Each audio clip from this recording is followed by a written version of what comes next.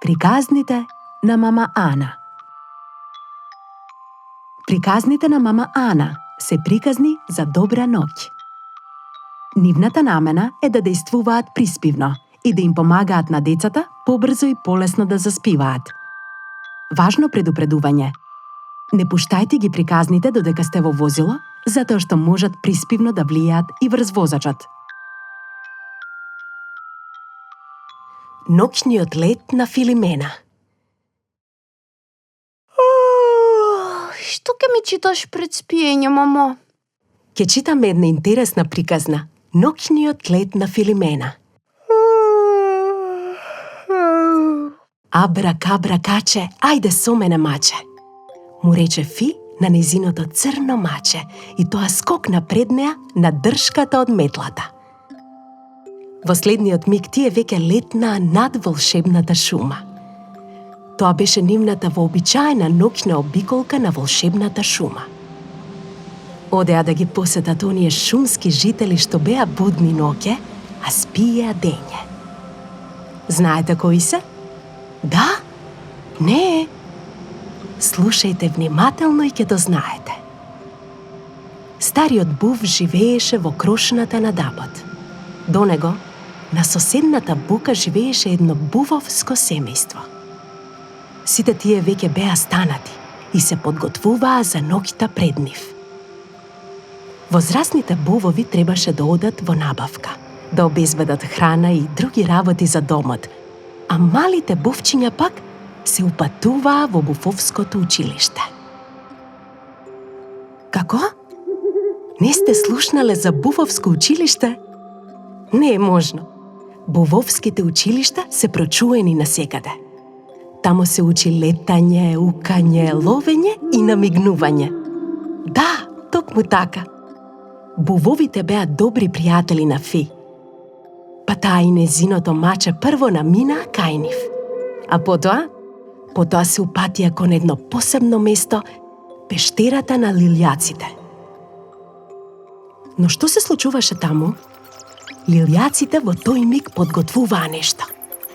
Оваа ноќ го прославуваа нивниот најголем празник – Лилјак ноќ, и го играа нивниот познат танц. Каква гледка беше тоа? Стотици лилјаци летаа заедно како да танцуваат. Филимена ја запре метлата во воздухот и можеби цел час се воодушевуваше на овој необичен танц. И кога завршија, не можеше да престане да им аплаудира. Браво! Браво! Прекрасно!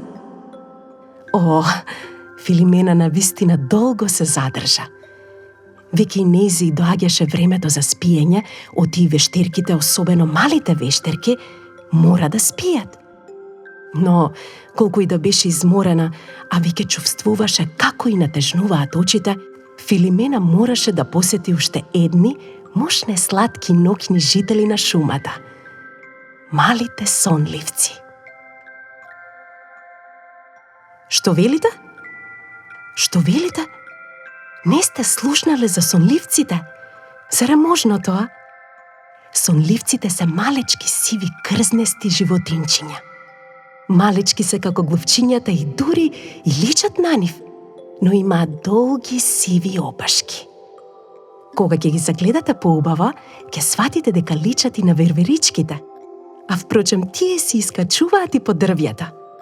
Епа, драги деца, во волшебната шума живееа цели семејства сонливци. А Филимена се упати кај нив. О, колку беа сладки! Собираа лешничиња и други плодови и ги носеа во нивните гнезда во грмушките. Бебињата сонливци особено се израдуваа кога ја видоа Филимена. Знаеа дека следува галење, гушкање и бескрајни бакнежи.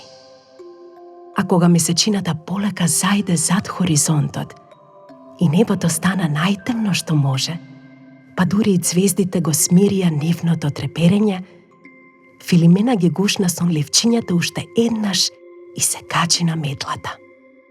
Црното маче веќе спиеше, па нежно го фати со рачето и го стави пред себе.